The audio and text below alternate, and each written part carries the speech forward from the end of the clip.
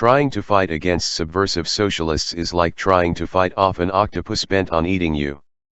Every time you fend off one arm, another one immediately grabs you. That is what conservatives face when they have to deal with liberal Reno Republicans standing right alongside the staunch leftist Democrats who want to neutralize and nullify every move President Trump makes in trying to fulfill his promises to the voters who put him in office. Needless to say, it's extremely frustrating to know that your enemies may be the people in your own political party. Petty winners that are upset that Donald Trump achieved what they wanted to do but couldn't because they are out of touch with average Americans. But how do they stay in office? Who is funding their campaigns to keep them in Washington? The man behind all the feuding, billionaire George Soros, has been funding almost all of the anti-Trump groups. This also includes the rogue Reno Republicans who want Trump demoralized and ousted from office so badly they are willing to collude with Democrats to do it. Joe for America reported.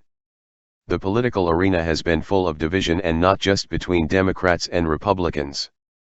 The recent disaster with the Republican-led health care bill shows that it is a war between moderate and conservative Republicans. A recent revelation shows that some Republicans are actually in the pockets of wealthy liberals who have monetarily compensated them to push back on Donald Trump. The person funding these politicians is none other than George Soros. The same man who paid for protesters to be bussed into various cities after the president was elected to make it appear there were a large amount of citizens who opposed his presidency. The proof is in the pudding. The 6 Republican public servants who took not-so-public donations from Soros are none other than John McCain, Lindsey Graham, John Kasich, Marco Rubio, Ron Johnson. Paul Ryan. Soros is worth over $25 billion and has invested money into failed economies such as Greece, which is in the middle of an economic crisis. He was a large contributor to President Obama's campaigns as well. What America is facing from Soros is nothing less than a well-funded, well-organized, and well-connected revolutionary conspiracy to fundamentally transform America into a socialist dictatorship.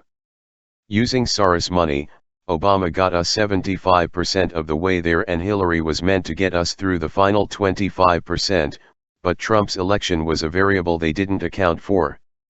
Now it is up to Soros to pay protesters and troublemakers to keep the anarchy and anger levels high until another acceptable liberal leftist can be found to push us all the way into the rabbit hole. And who knows, it could be found in the guise of a Reno.